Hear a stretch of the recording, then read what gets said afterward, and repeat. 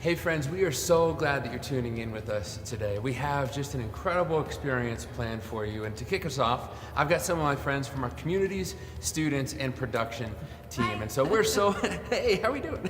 We are so excited to engage with you and bring you Easter this year. Yeah, we are excited about the journey that we get to embark on today. Even if the setup looks a little different, the heart of Easter is still the same. Absolutely. We get to celebrate what Jesus has done and is continuing to do in our lives. Oh yeah, and I'm just so ready to celebrate. Let me tell y'all, the process has just been so crazy, and I actually been able to work along with worship, communications, and the production team, and all I have to say is wow. So stay engaged because it's gonna be amazing. Normally, y'all, this place would be so alive. The lobby would be full of friends hugging and talking and catching up, and I really miss that, and I'm sure some of you do too. But not all of you guys have been with us before. So, Andrew, what would a normal Sunday here at DCC look like? Yeah, totally. Imagine this with me, all right? Close your eyes and just picture walking into DCC. And of course, the first thing you smell is coffee. Ooh. So you're gonna make your way over to our cafe where there's this special array of donuts. It's like every kind you could imagine because we only believe in the essentials here, so don't worry. But now that you've gotten your coffee and you're awake, what's the next thing that you do? I'm just staying in the lobby. I'm hanging out with my friends and catching up and just seeing what they're up to. Absolutely. This place is full of people, and our info center right behind me is full of smiling faces every week ready to answer questions that you may have about our family here at DCC. The kids area also does incredible work week after week as they communicate to our kids just how they belong within God's big story. This vibrant energy then carries over to our student area where 5th and 6th graders meet every Sunday with an energetic service where they are also told all about the truth of Jesus. Angelica loves the energy, as you can see. But they're surrounded by some incredible adult leaders. Needless to say, this whole place is just a hub designed to introduce the rescue that Jesus offers. At the end of the day, everyone who passes through this lobby is family and will be treated as such. So although things are different this year, it doesn't change the way that we love each other as family.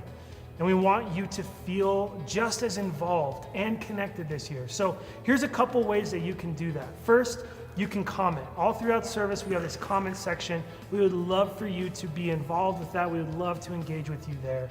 And also, if you're here and you need prayer, just hit the prayer button. Don't hesitate. It doesn't matter what part of service it's in. Hit that prayer button. We'd love to pray with you. So in the midst of all the madness and how we're seeing our world change, let's go on a journey today and see how our hope stays the same.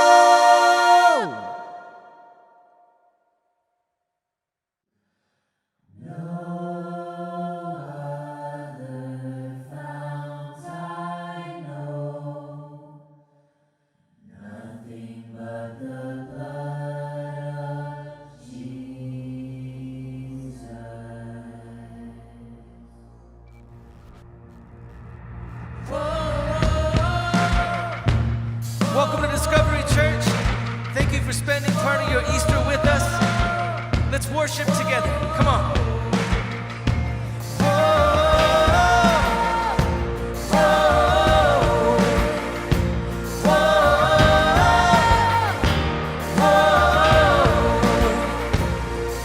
It wasn't for nothing that you shed your blood. So I'm gonna live like my shame is gone.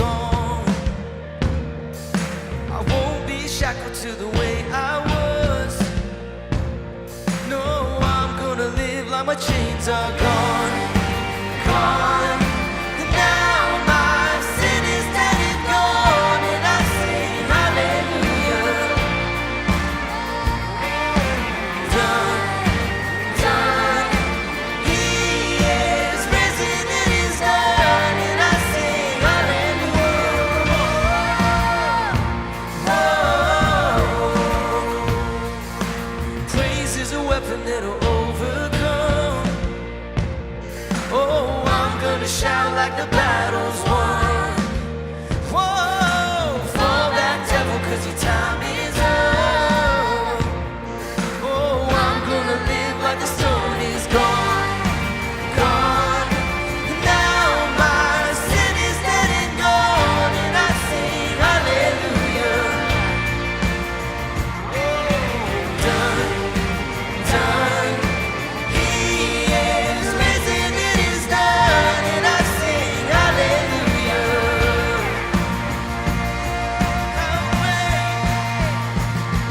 How great the power of the blood.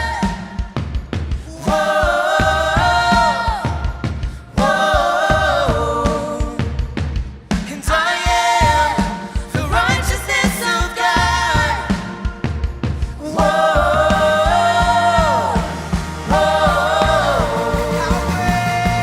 how great the power of the blood. Whoa,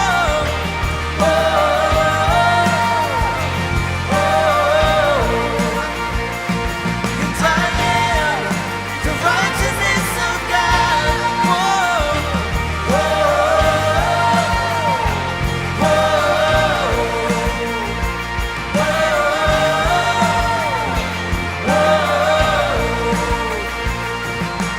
Gone, gone, and now my sin is dead and gone, and I sing hallelujah. Done, done. He is risen, it is done, and I sing hallelujah. We say, gone, gone. Now my sin is dead and gone, and I sing hallelujah. Oh, done, done. He is risen, it is done, and I sing hallelujah.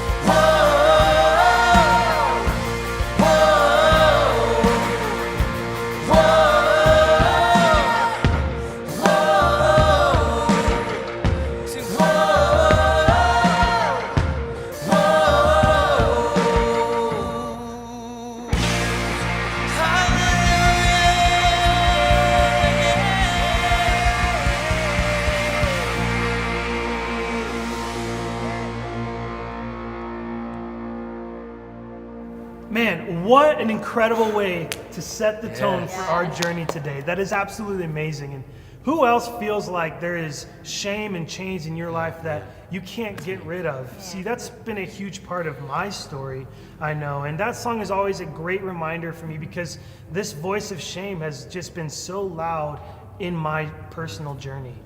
Yeah, Andrew, and I'm right there with you. I mean, I needed this today, and I'm just glad that Easter can't be canceled. Yeah, that's right. The world around us is changing. It's different, but we don't change. God does not change. Our hope remains the same because our God is bigger than the hurt that many of us are feeling and you're probably going through at home today.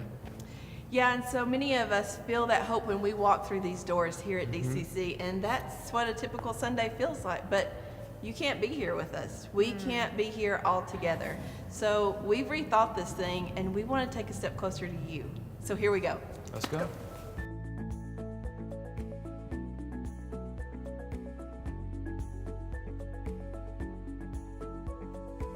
This year we're not all together in our building, and while that isn't what we thought it would look like, this Easter is still good.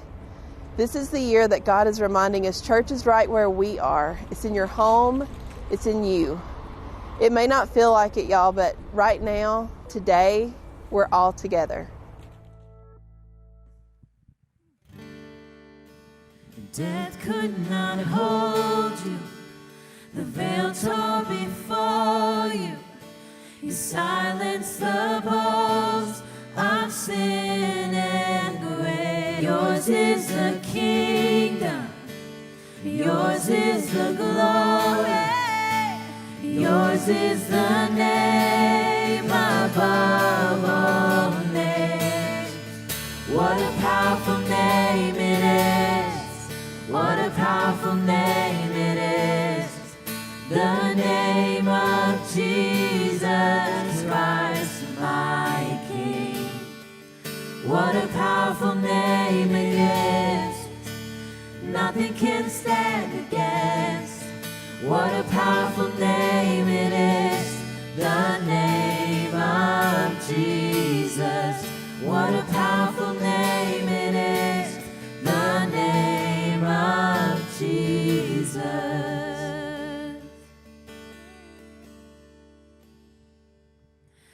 And great is thy faithfulness, O God, my Father. There is no shadow of turning with thee. Thou changest not, thy compassions, they fail not. As thou hast been, thou forever wilt be. Great is thy faithfulness, great is thy faithfulness. Morning by morning, new mercies I see. All I have needed, thy hand hath provided. Great is thy faithfulness, Lord, unto me.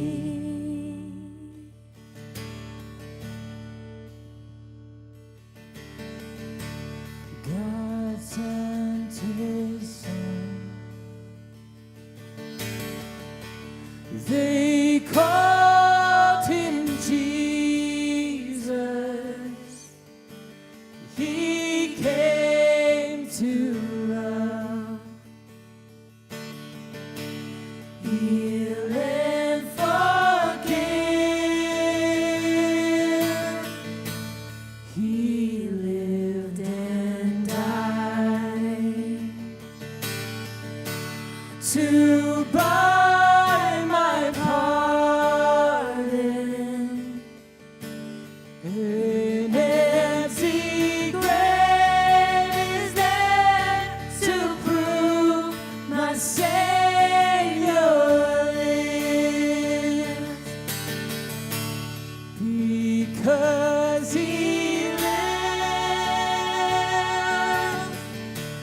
I can face tomorrow. Because he lives, oh, fear is gone. Because I know he owns the future, and life is worth the living just because he lives. And life is worth the living just because he lives.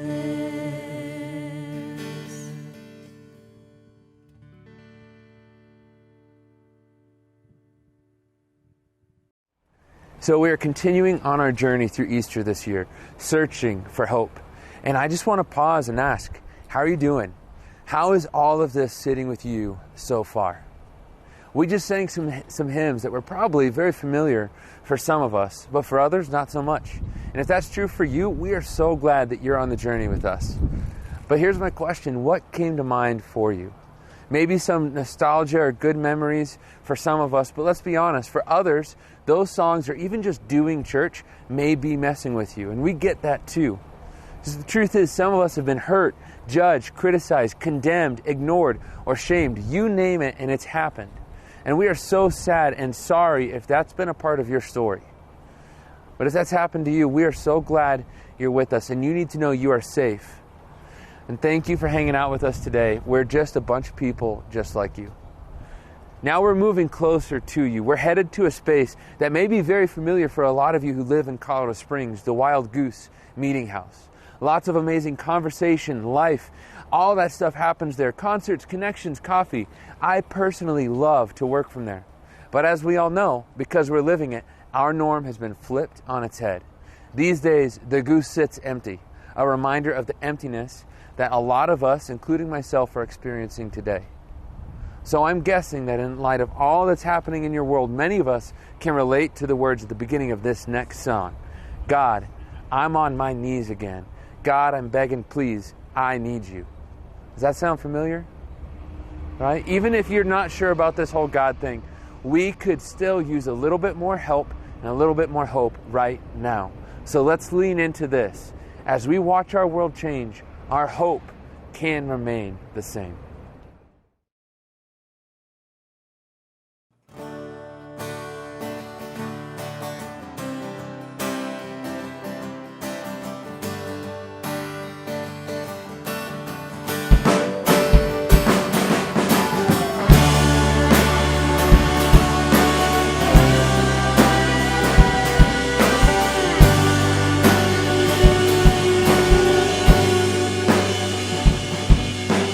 God, I'm on my knees again. God, I'm begging, please again. I need you. Oh, I need you. Walking down these desert roads, water for my thirsty soul. I need you. Oh, I need you. Your forgiveness is like sweet, sweet honey on my lips. It's like the sound of a symphony to my ears. It's like holy water on my skin.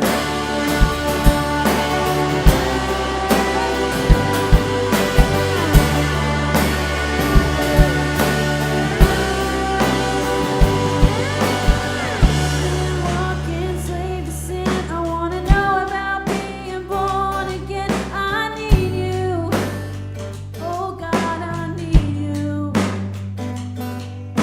So take me to the riverside, take me under baptized. I need you, oh God, I need you. Your forgiveness is like sweet, sweet honey on my lips. Like the sound of a symphony in my ears. It's like holy water on my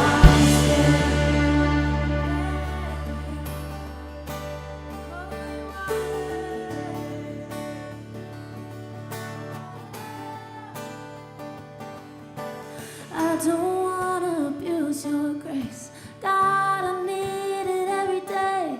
It's the only thing that ever really makes me wanna change. I don't wanna abuse your grace. God, I need it every day. It's the only thing that ever really makes me wanna change. Yeah, I don't wanna abuse your grace. God, I need it every day. It's the only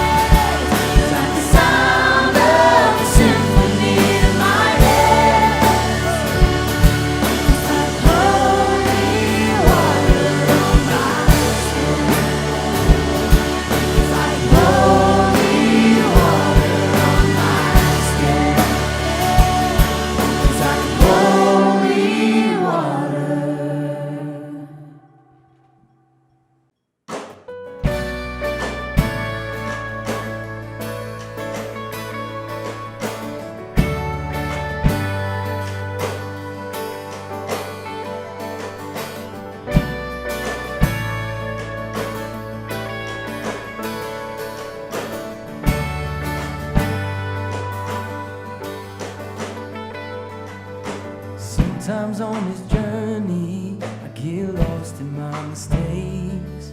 What looks to me like weakness is a canvas for the strength. And my story isn't over, my story's just begun. Failure won't define me, 'cause that's what my Father does.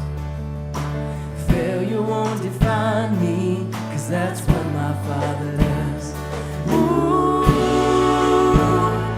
lay your burdens down. Ooh, here in the Father's house. Check your shame at the door, 'cause it ain't welcome anymore. Ooh, you're in the Father's house.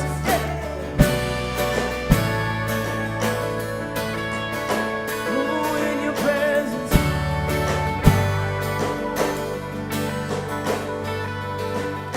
Arrival's not the end game, the journey's where you are. You never wanted perfect, you just wanted my heart. And my story isn't over if the story isn't good.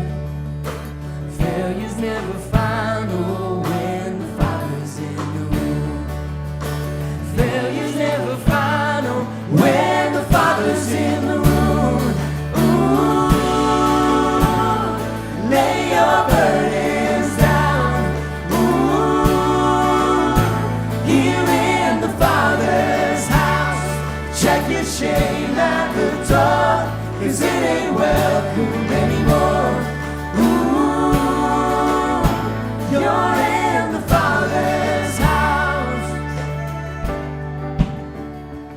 Ooh, we're in your house, Lord.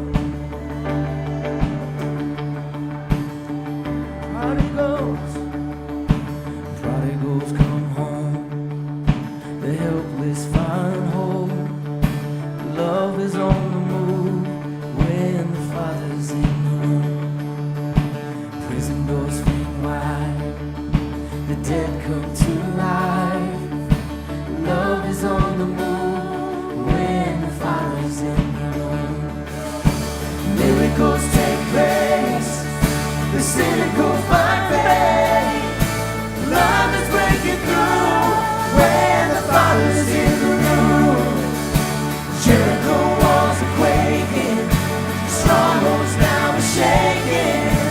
Love is breaking through when the Father's in the room. I say, love is breaking through when the Father's in the room. Ooh, lay your burdens down. Ooh, here in the Father's house. Check your shame at the door, 'cause it ain't welcome anymore. Ooh, you're in the Father's house.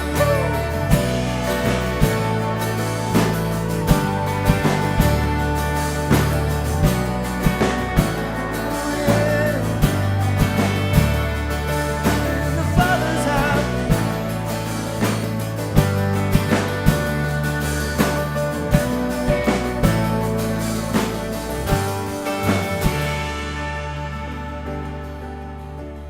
Ooh, we're in your presence. You find hope. Prodigals come home. The helpless find hope. Love is on the move when the Father's in the room. Prison doors fling wide, the dead come to life. Love is on the move when the Father's in the room. Miracles take place, the cynicals find faith. Love is breaking through when the Father's in the room. Jericho walls are quaking, strongholds now are shaking.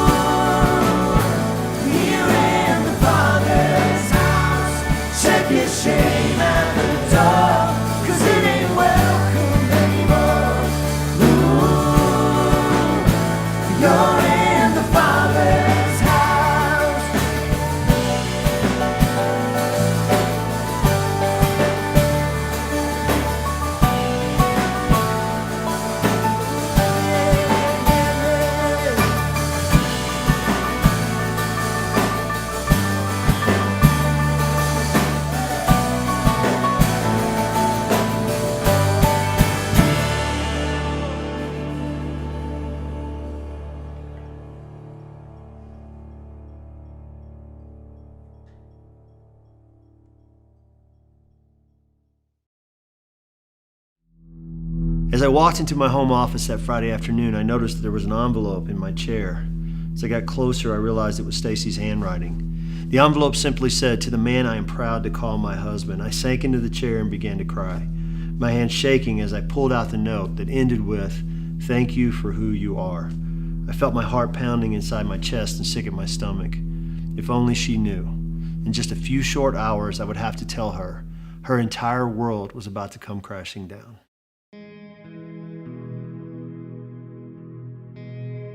Even though I was hesitant to leave both our families and all we had ever known behind and move from Kentucky to North Carolina, our move was a great adventure and one of the best things that we had ever done as a couple. Planting a church is not easy, but God had shown up and things were going really well. But a little over a year after we launched, things started to feel different. Greg was under a lot of stress and pressure in leading this new church, and I understood that, but something about this felt uncomfortably familiar. Our marriage had not been perfect. There had been issues and challenges in our past. This started to feel way too much like those times all over again. But because of Greg's defensiveness, I didn't feel like I could bring that up. Once again, I felt like I was walking on eggshells in our marriage. So I decided to write Greg a note. I didn't really want to write it, and I wasn't exactly feeling everything that I wrote. I was just doing everything that I could to make those eggshells go away. As I pulled into the driveway that Friday afternoon, I just turned off the car and sat there for a minute. It was like a siren was going off in my head. I was overwhelmed and trying my best not to be crushed by the guilt, shame, and fear. I just resigned as the pastor of the church and driven home to tell Stacy what I had done. I had an affair. How could I have done this? I'd betrayed so many people, most importantly, those who loved and trusted me the most, Stacy and my 4 daughters. My life was over. That night after dinner, Greg suggested that we leave the girls for a bit and go grab some coffee or something. That felt a little odd. As we pulled into the parking lot of a shopping center near our house, he hesitated to get out of the car, and I asked what was going on. Finally, he told me that he had just resigned, and he told me what he had done. I burst into tears, jumped out of the car, and began to run across the parking lot. I couldn't believe what I was hearing. As he tried to chase me, I told him to get away from me. I really can't remember the specifics of what I was thinking. I just remember the shock and the deep hurt, the pain and the disbelief. I finally got her back in the car and back home. She did a good job of holding it together for the girls until they were in bed, and then she went out on the deck. The rest of that night, I couldn't get her to say a word to me other than, "Get away from me." As I sat on the deck that night, it felt like I was in the middle of a nightmare that I couldn't wake up from. I, like every other little girl, had grown up waiting for the day when my Prince Charming, my hero, would come into my life and sweep me off my feet. Greg had been that guy. We met in 7th grade. We'd been great friends up until we started dating our junior year of high school. He was the love of my life. We said that we would be together forever. I was committed to that. I thought he was too. Why couldn't he have come to me? Why couldn't we talk about it? Work on it. Seek out some counseling. How dare he allow it to get to this? I went into this thinking my marriage was going to last forever. Now I was being smacked in the face with the reality that it probably wasn't true. So hey, isn't the team leading us on an incredible journey together this Easter? Those songs, I mean, all those lyrics about Jesus, who Jesus is for us. The story isn't over if the story isn't good. There's so much hope in that for us if our story's not good right now. And failure's never final when the Father's in the room. I don't know about you, but it's good for my heart to hear every single bit of that. I feel like every step of the way on this journey, we've been taking a step towards hope. More and more hope, which is really helpful and really needed in this world that we find ourselves living in today. Really helpful, really needed. And so in the middle of that, on this great journey, yes, more and more hope, we what? We pull the rug out from under you. We drop that story, our story, my story on you. And so what's up with that? If you're asking that question, that's a great question. Let's talk about that for just a few minutes. My wife Stacy and I have been married now for 36 years. And as you can see, there's been some tough stretches in that. We have four beautiful daughters, 3 very average son-in-laws. I'm teasing. I love them. They're amazing men. They're warriors. They're great husbands and great fathers to my grandkids too. I have a grandson named Decker. He's 5. And my little granddaughter, Maverick, yes, she lives up to her name, will be 3 next month. And we just found out that our 3rd daughter, Spence, and her husband, Mike, are going to be having a baby in October. So we're going to have grandkid number 3. And if you're a grandparent out there and you're listening right now, you know how exciting that is. It's great. You get to love them. You spoil the out of them, and then you hand them back to their parents to do the rest. It is the greatest gig ever. We're excited about that. If you're a grandparent, you know what I'm talking about. Hey, as I think about Easter and having 4 daughters and raising 4 daughters, I do have some specific memories about what Easter was like when our girls were growing up. So we went to a really big church. It was really pretty formal church back in Kentucky. So get this, I wore a tie to church. I wore a tie to church for almost 38 years of my life. I mean, we don't do that at DCC. It's okay, nothing wrong with it. We just don't do it. So I wore a tie, and on Easter, you get really, really dressed up. So you can imagine what that was like with 4 girls. You got dresses and shoes and hair bows and all the stuff that goes with that, all the girl stuff. My girls are athletes and tomboys, but nevertheless, we had to dress them up. Here it goes. Not Dad's favorite thing to do. And then you got to make sure they don't get anything on themselves. Don't touch that donut. Don't touch that. You get them in the car. You get them to church. Now, we went to this big church, so for us, we had to park like a million miles away. And get this, we get them out of the car, we had to put them in a school bus, and that would take us to the church, up to the door of the church, drop us off. So we're exhausted, we get there, and then the church is gigantic. We get all of our kids, all 4 girls, checked into their rooms. By the time we got to our seats in the auditorium, we were exhausted before the Easter service even began. Now, maybe you can relate to that. You've been to a giant church. Maybe you've been to a small church. Maybe you've never been to church on Easter at all. It doesn't matter. Regardless of what your experience has been, here's the deal. This is a different kind of Easter for all of us. You know what I think? Different may not be such a bad thing. I mean, look at yourself right now. Look at yourself. What are you doing right now? You got on your comfy slippers, maybe your gym shorts, maybe your PJs, you got the bed head, you got your hat on, you're drinking your coffee, right? You're drinking some coffee or maybe a mimosa or a Bloody Mary, hopefully not because you have to, because you want to, or it's later in the day and you're drinking something entirely different. Here's the thing, regardless of what you're drinking, regardless of what you believe, or don't believe, regardless of how your story reads. We are so glad you're with us. You belong here with us. You're one of us. And listen, this is a different kind of Easter for all of us. You know what I think? I think a different kind of Easter calls for a different kind of conversation. And that's why we're here in my house. And that's why we're sharing our story with you. Let's just be honest with each other out of the gate today. Can we do that? The coronavirus is a big deal. It's a big problem, a big challenge for all of us. But there are bigger problems and bigger challenges in many of our homes as we sit here today. There just are.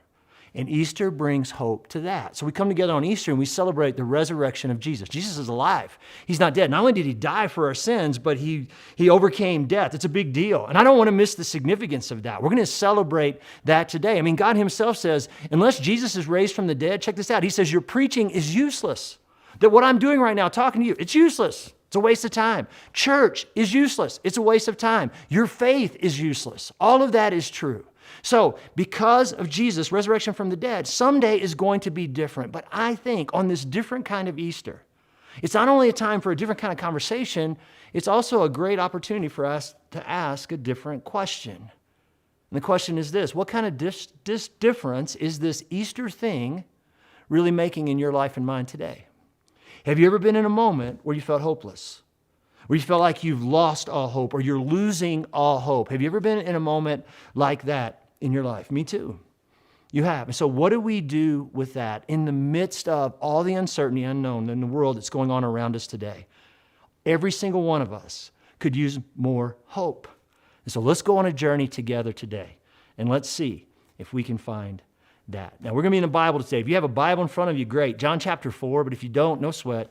Everything I read is going to be down at the bottom of the screen. So John chapter 4, and we're going to pick it up here, and we're going to read it from the very beginning of the chapter, beginning with verse 1. So listen to this.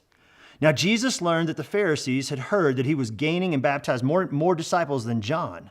Although, in fact, it was not Jesus who baptized, but his disciples. So he left Judea, and he went back once more to Galilee. Now he had to go through Samaria. So he came to the town in Samaria called Sychar, near the plot of ground Jacob had given to his son Joseph. And Jacob's well was there, and Jesus, tired as he was from the journey, sat down by the well. It was about noon. When a Samaritan woman came to draw water, Jesus said to her, "Will you give me a drink?"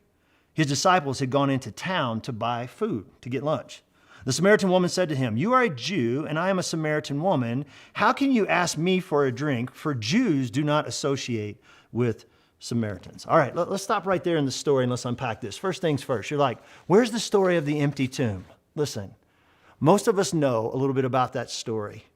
And I thought it would do us a lot more good today if we would look at a story that helps us understand why that moment in the story, the empty tomb, is so important. So that's why we're talking about this story. So throughout his ministry, Jesus traveled from Judea to Galilee, or Galilee to Judea a lot. Let me give you some perspective here. So this is the Jordan River in Israel. All right, I'm not going to throw a map up, but here's the Jordan, Israel. At the bottom's the Dead Sea, Sea of Galilee at the top. So it goes like this: Judea, Samaria, Galilee. Galilee's where Jesus is born. Jerusalem's down here. So Judea, Samaria, Galilee. Now, for us in Colorado, that would be like Pueblo, Colorado Springs, Denver, in a straight line, except a much shorter distance. So throughout his ministry, Jesus would travel from Judea to Galilee, like he's doing here, or from Galilee back down to Judea. That was not unusual at all. You want to know what's unusual here? What's unusual right here is verse 4. What does it say? Now he had to go through Samaria. You want to know why it's unusual? That's not true. It's not true. You're like, whoa, heresy. He's saying the Bible's not true. Hang on just a minute. Geographically, that's not true. Geographically, there were other options here. Now, through Samaria was the shortest route.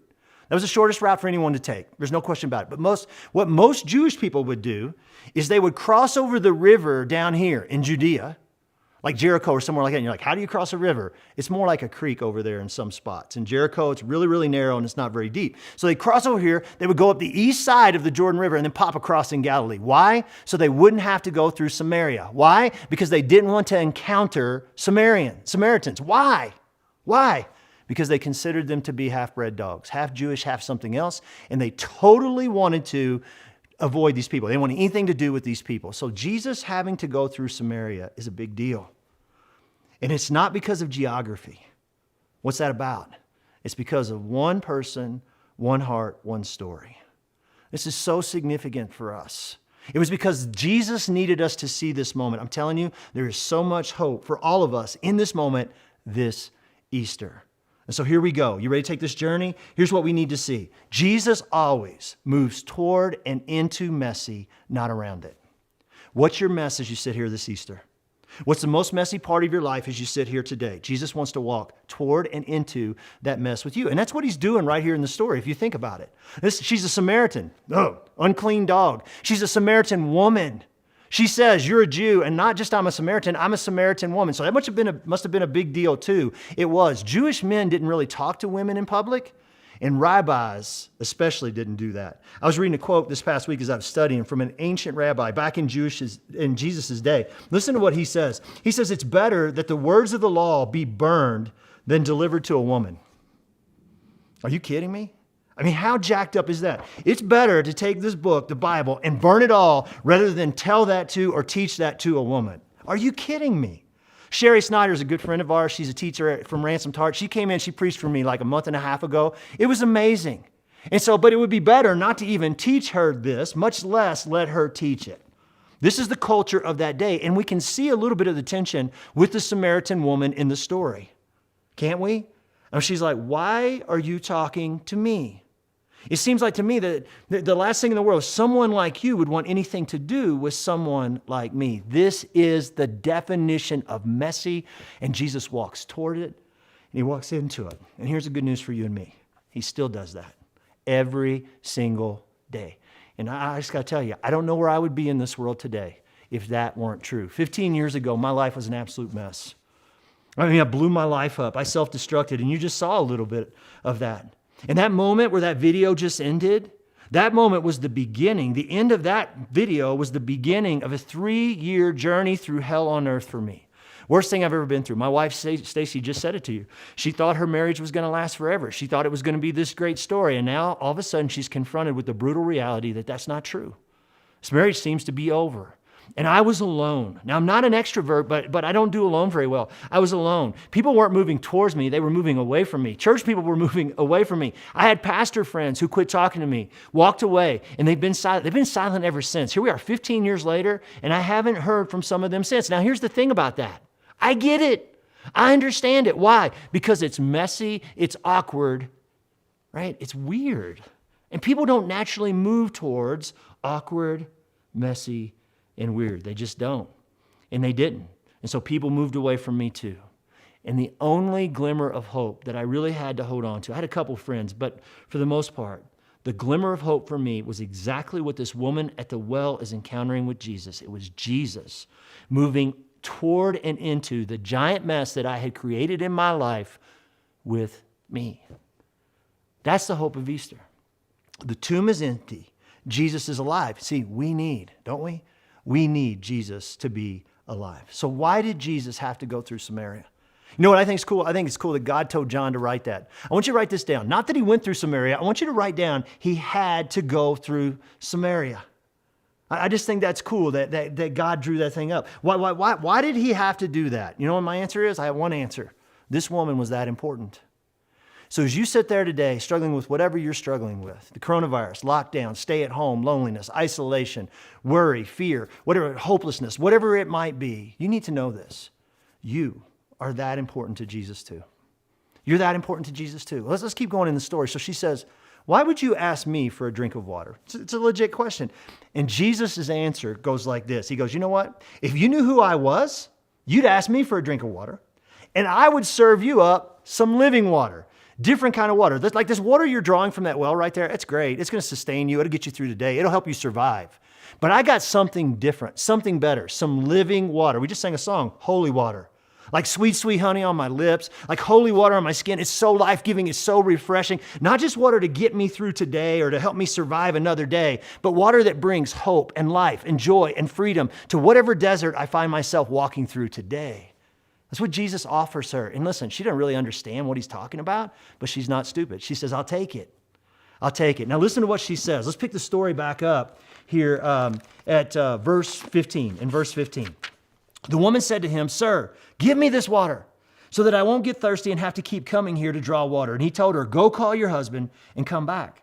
I have no husband, she replied. Jesus said to her, you're right when you say you have no husband. The fact is, you've had 5 husbands. And the man you now have is not your husband. What you have just said is quite true. Now, this is an interesting moment in the story because this woman, who to this point has been what? Pretty chatty. She now has 4 words to say. What does she say? She says, I have no husband. Seems like to me there's some tension here. It seems like to me that Jesus may have struck a nerve here with her. There's a reason, I think, why she's coming to a well at noon. That makes no sense in that day. In that culture, women came to the well early in the morning. Why? So they would have all the water they needed to get through the hot day. Or they came late at night to get the water for the next day. Her coming to the well at noon tells me that, she won't be around people. And she certainly don't want to be pointed to what Jesus is pointing her to here. She says, I have no husband. And Jesus could have said, all right, okay, no sweat. And we rolled on. What's he say? Nope. You know what? You've had 5 husbands, and the dude you're with right now, he's not your husband either. It's like, oh my gosh, that's intense. It's like, Jesus, whoo, awkward, chill out, ixnay on the husband's name. I mean, just like, what are you doing? I mean, does this moment, as you read, I know it's in the Bible, does it feel unkind to you? Does it? I can see that. You know what it does? It feels familiar to us. It feels like what a lot of us have experienced with church and church people. You know what it feels like? It feels like judgment and condemnation. Here's my question. Is it? Is that what this is? Do we have enough evidence to really be able to conclude that? Do we? I mean, what if? What if 3 of her husbands passed away? They died. The other one abused her, and the other one left her for another woman. What if that's true? Now, I'm not suggesting to you that that's true. And as you read the whole chapter, it seems to suggest she's made a lot of mistakes herself. And she had something to do with where she finds herself in this moment. There's sin in her life. There's no question about that. So I'm not suggesting any of that's true. What I am suggesting to you is that we got to pause here and ask ourselves a question. And the question is this: why are we so quick? Why do we so quickly get to sin without any consideration at all of this woman's story? See, before we get to her response, I think we need to pay attention to what Jesus might be up to here. I think it's important that we see this. Jesus will stop at nothing to help us see what we need to see. And as we read this story, what could seem to be condemnation is actually compassion here. And what you need to understand is it always is with Jesus. What he's trying to help this lady do is to see all the things that she's turning to in her life to what? To find hope, to find joy, to find happiness, to find freedom. All these things that she's turned to in her life. And is her sin a part of that? Yes. The mistakes she's made, the sin in her life, that's a part of it. But the things that have been done to her, and said about her, that's a part of it too. So we got to see both parts, and we got to get this.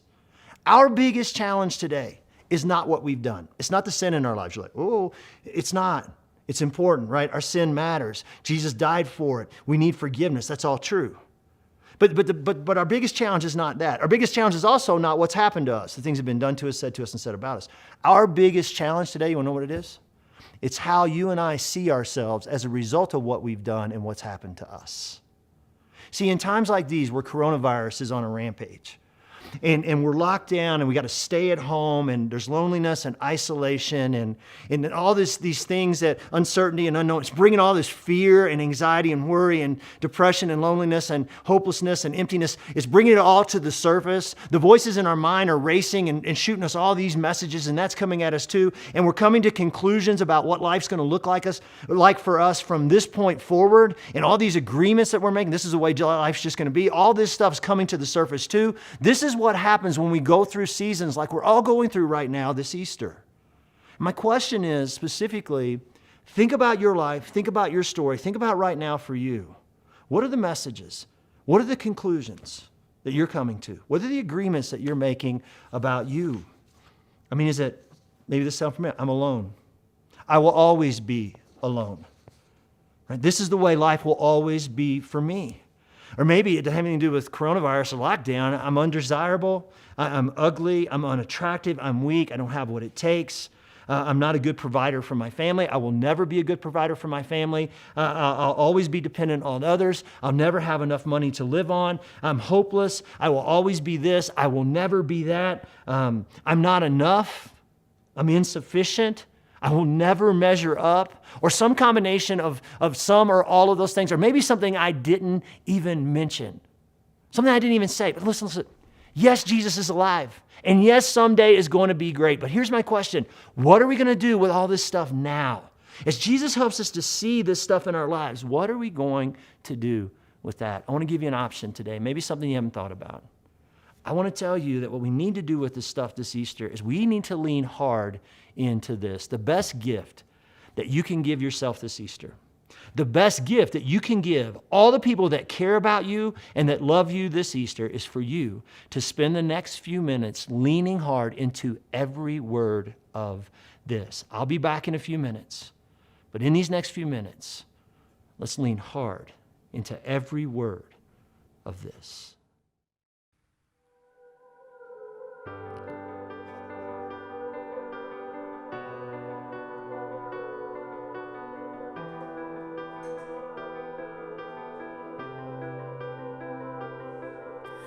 I keep fighting voices in my mind that say I'm not enough.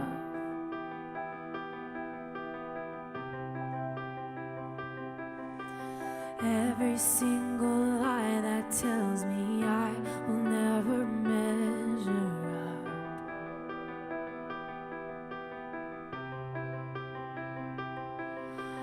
Am I more than just the sum of every high and every low?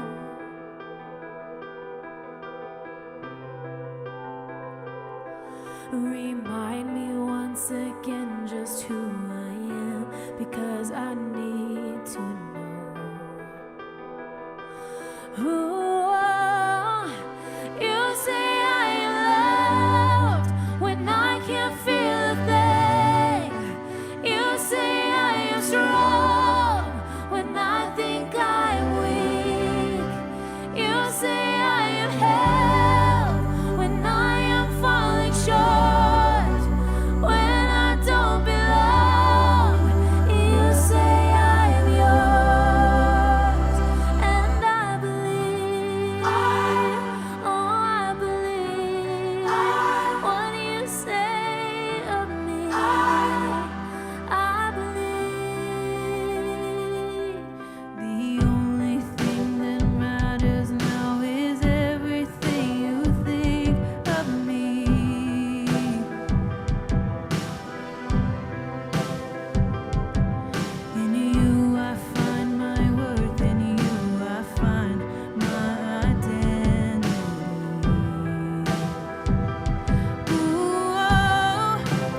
You say I am loved when I can't feel a thing.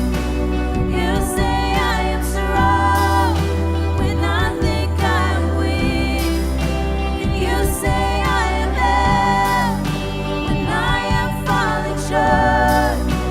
When I don't belong, oh, you say I am yours. And I believe, oh, I believe what you say of me. I believe.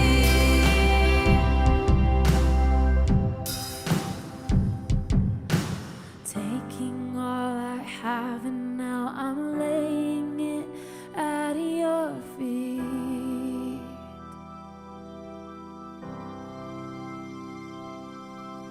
You'll have every failure, God. You'll have every victory. Ooh, oh, and you say I am loved when I can't feel a thing. You say I am strong when I think I'm weak. And you say I am held when I am falling short. And when I don't belong, oh, you say I am yours. And I believe, oh, I believe what you say of me. I believe, oh, I believe, yes, I believe what you say of me. I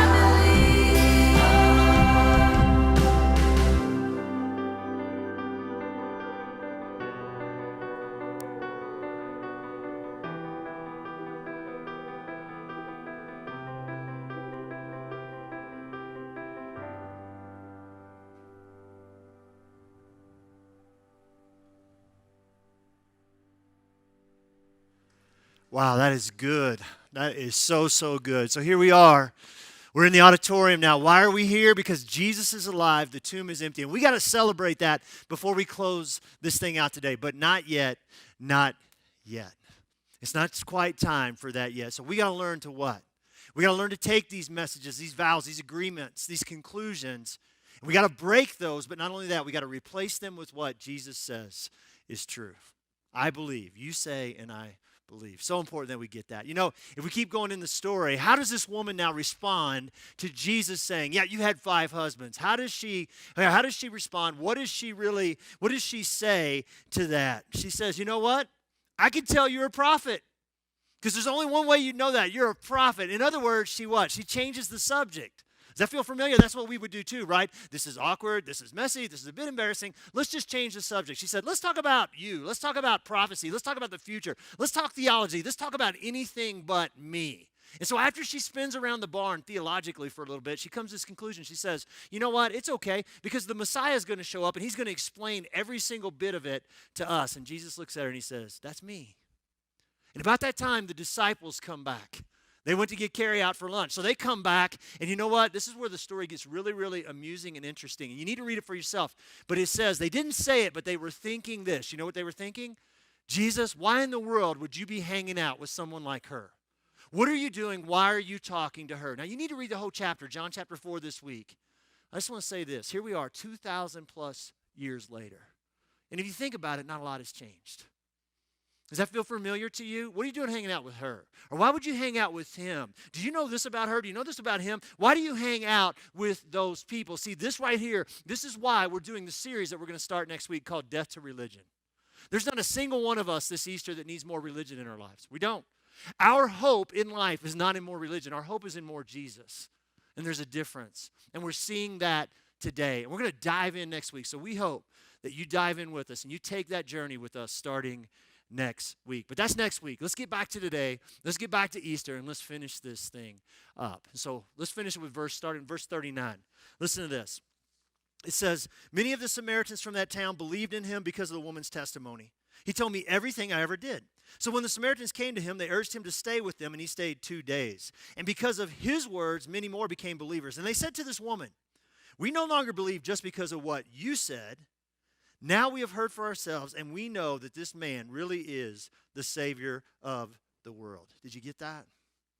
This man, Jesus, is not just the Savior of the Jewish world or of the church world. He's the Savior of the entire world, which means what? He's my Savior, and He's your Savior too. So knowing that, here's the question I want to leave us with this Easter. Are you ready? Do you realize how important you are to Jesus this Easter? Do you? Now listen, some of us are going to push back on that. Something feels off in that question for some of us. Why? Because the circumstances of our lives right now suggest that that's not really true. But it is true. You're important to Jesus. He is our hope this Easter. He's not just hope for church people or Jewish people or good people or moral people or ethical people. He came to be hope for all people. And that's been God's plan since the beginning of time. Since Adam and Eve screwed this thing up way back at the beginning. That's been God's plan for you and for me too. And that's our hope this Easter. This woman's story is helpful for people around her, but it is not ultimately the source of their hope. How do they find hope? They find hope when they experience Jesus for themselves. And that's where you and I are going to find it this Easter too. And if you think about it, that's my story. Even though I was a church boy and I grew up in church, I experienced Jesus. I found the hope of Jesus really for the very first time when Jesus walked into this giant mess that I had created into my life. And He helped me see some things that I needed to see so that I could address those things. I mean, that's my story. That's my story. And you heard my wife, Stacy. What'd she say? 15 years ago, where was she? She said, you know what? I had this storybook dream for my life and for my marriage, but it looked like my marriage was over. Well, we need to go back before we wrap up today and finish the story. Let's watch this. People often tell me that they worry about my heart when they hear Greg talk about our story. They really shouldn't. My heart is so good. I see the way that God uses our story to bring hope to others. I see and I hear the stories of life change with every baptism story at DCC. They make me cry and they make me smile. People see Greg as who he is as a leader and on stage. I see him off stage. I see the Greg that nobody else sees. If you saw what I see, you wouldn't worry about my heart and Greg telling our story. Don't hear me wrong. He's still as intense, driven, and passionate as he's ever been, but his priorities have changed. I wish you could see the countless hours he spends behind the scenes helping rescue the hearts of people that he cares about. As passionate as he is about rescue and bringing hope to people, he's even more passionate about my heart and the hearts of our girls. His primary mission is not the mission of DCC. It's obvious his primary mission and passion is my heart and the hearts of our girls and our grandkids. Our marriage today is not perfect. There are still challenges and issues and struggles at times, but things are so different. The eggshells I once walked on are totally and completely gone. There are still flashbacks and things to work on, but our marriage after 33 years is so much better than it's ever been. I am so thankful for all the ways that God has shown up in our lives and our story over the past 12 years. I know that stories like ours don't often end this way. Our hope is that hopeless people everywhere continue to find hope in our story. As long as they do, we're going to keep telling it.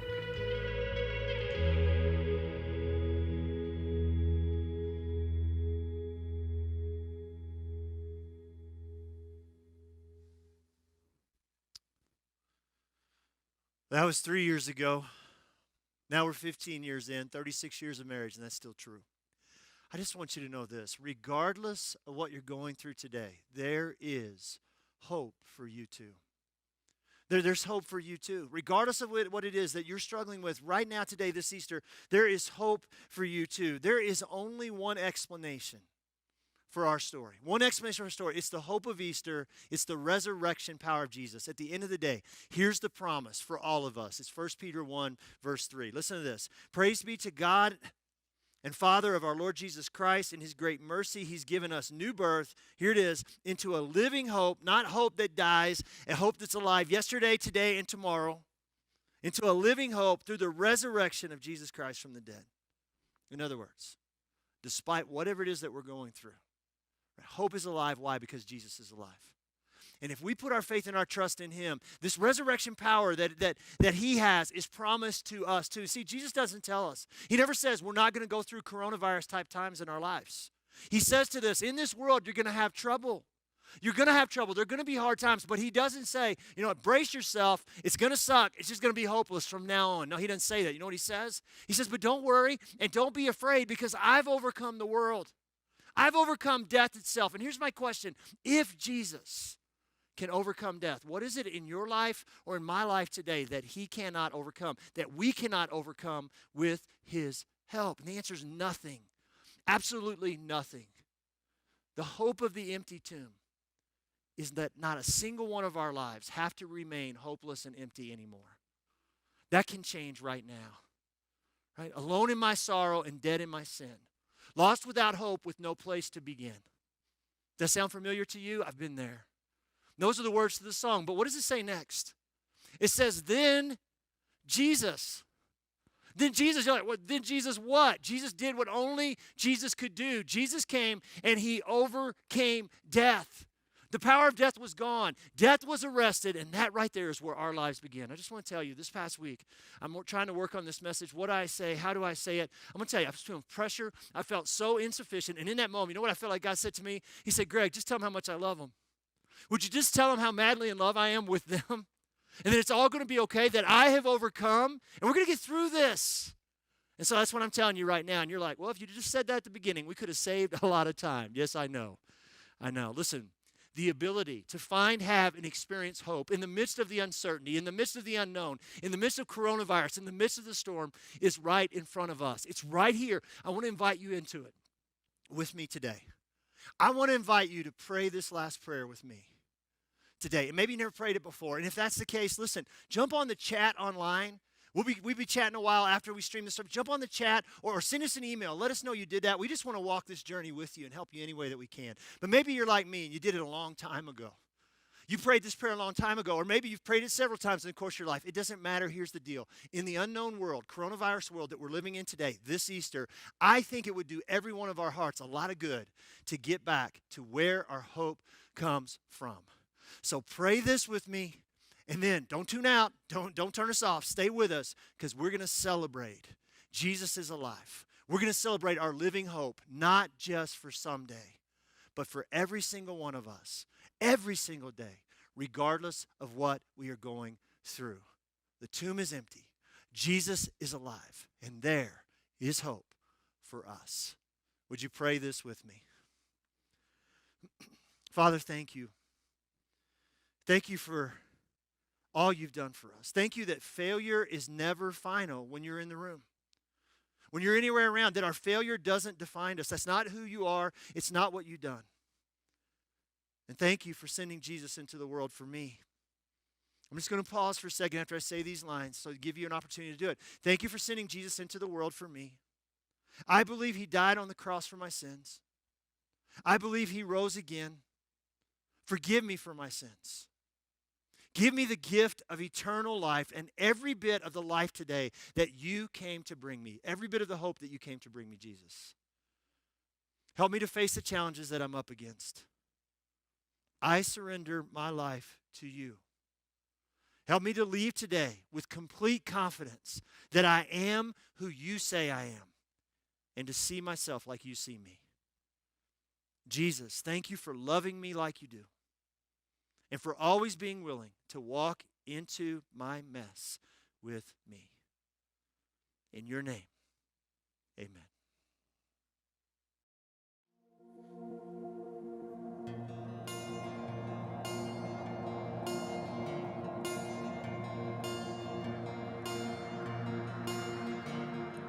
Alone in my sorrow and dead in my sin.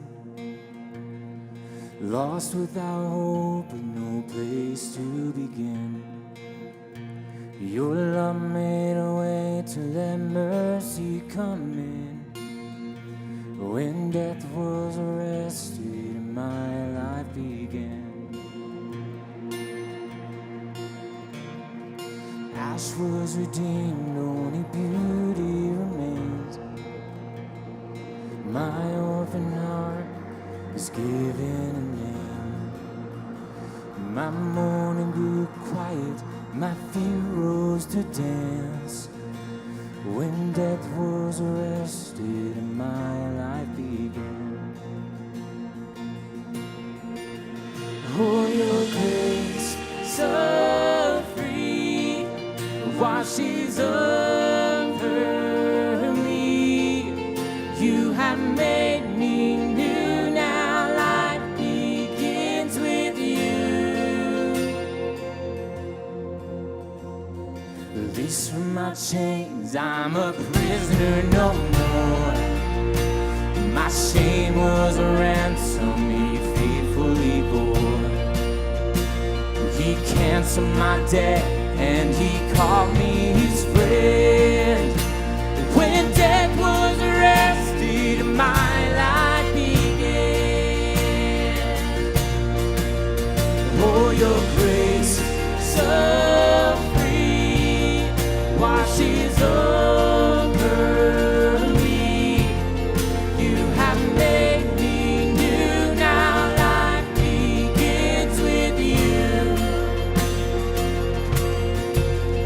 It's your endless love pouring down on us. You have made us new, now life begins with you. Oh, yes it does. Our Savior displayed on a criminal's cross. And darkness rejoiced as though heaven had lost.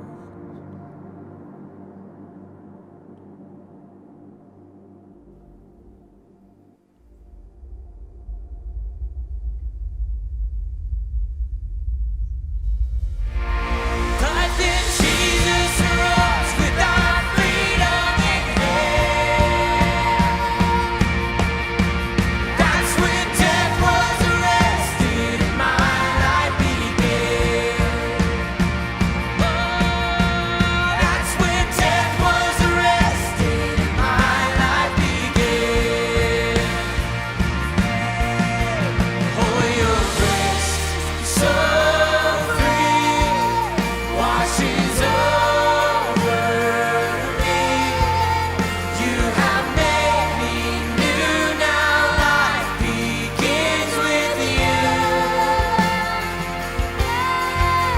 It's your endless love pouring down on us.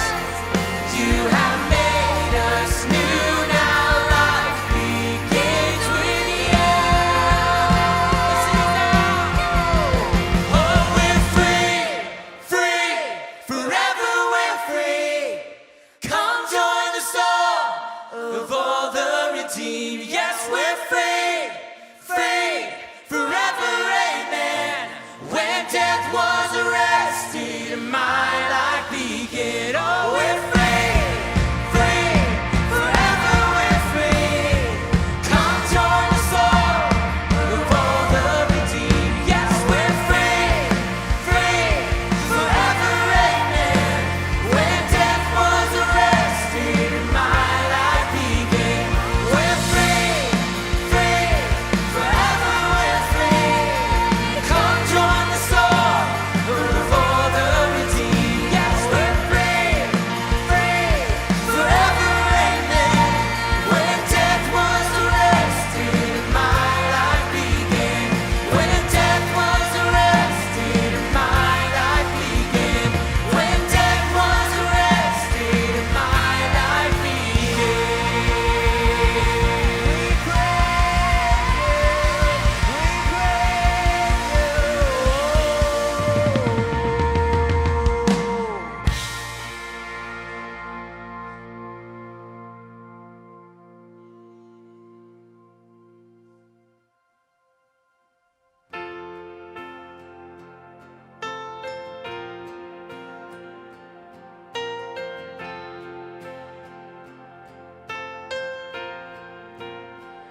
How great the chasm that lay between us.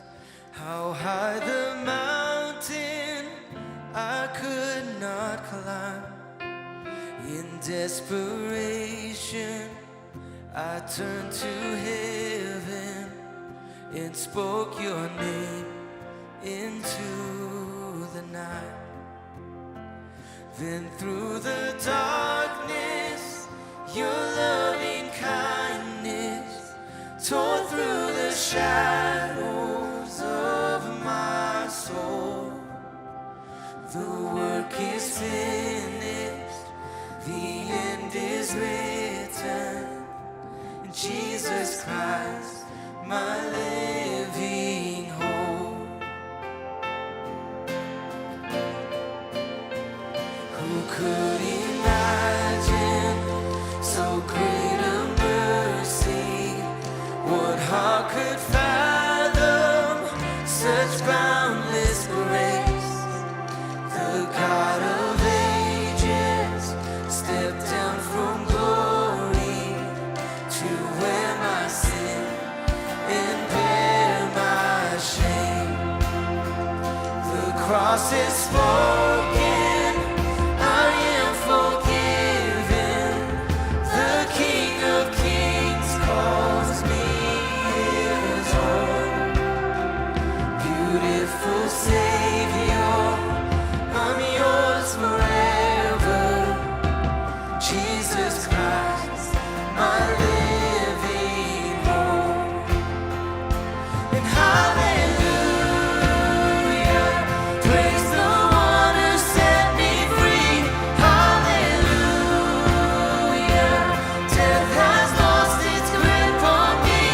You have broken every chain.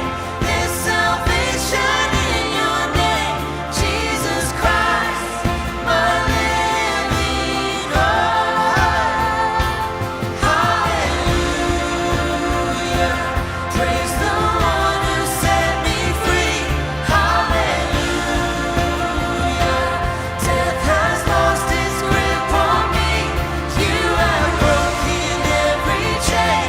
There's salvation in your name, Jesus Christ, my living hope. Then came the morning that sealed the promise. Your buried body began to breathe. Out of the silence, the roaring lion declared the grave has no claim on me. We believe. Then came the morning that sealed the promise. Your buried body began to breathe. Out of the silence, the roaring lion declared the grave has no claim on me. Jesus, yours is the victory.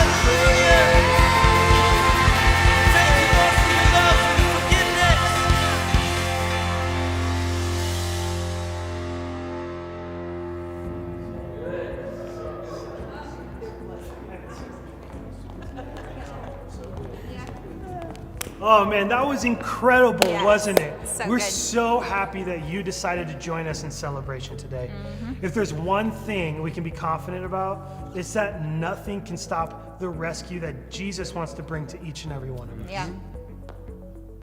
Yeah, and we all feel that in here today, and I needed that, and we needed that. So Yeah. thank you for taking a chance on us and stepping into this family that we get to call DCC. Yes. You're the reason that we do this whole thing. Yeah, and okay, on a technical level, y'all, I'm nerding out. Those transitions, those lights, they all flowed so well together. Our whole team has worked around the clock, and I love that I get to call DCC my home church. It makes me happy to think of the day we all get to be back together again. Yeah, absolutely. We are so excited for that, and we hope that you want to join us, and so excited to see you. That was Easter at Discovery Church, and we were so glad that you're with us. And so here we are, back in the empty lobby, but it's not going to be empty for long. No. Okay, and until we are back, we have so many fun, engaging, incredible things and content coming your way that is full of Jesus. And so, Angelica, what do we need to know for the next few weeks? Yeah. So first of all, if you need prayer, you can email us at prayer@livetorescue.com. Do it. We would love to be praying for you all week. Also, in that email, you can also request a phone call prayer. And so we have people who would love to speak with you one-on-one and speak life into you. If you didn't know, we also have a team built at DCC to help meet the needs for our community. So if you need help or have questions on what exactly that means or what it looks like, please don't hesitate. Don't hesitate to email us at help@livetorescue.com. We are people where you can get hope and people ready to give hope. And hey, if it's your first time or maybe you just need a reminder, you don't want to forget to tune in with us next weekend. We have services at 9, 11, and 8 p.m. on Sunday, and now at 8 p.m. on Monday. And 12 p.m. on 12 Monday. p.m., 12 p.m., yes. And lastly, next Sunday, we are starting our Death to Religion series. Gonna be big. Yes, so don't let that hit you the wrong way. And here's what it means. It means that none of us need more religion in our lives. It means that we need more Jesus. Yeah, so if you want to find out more, come back and hang with us next week with Greg as he kicks off this series. Thanks, y'all. See you guys. Thanks for coming. Love you guys. Bye.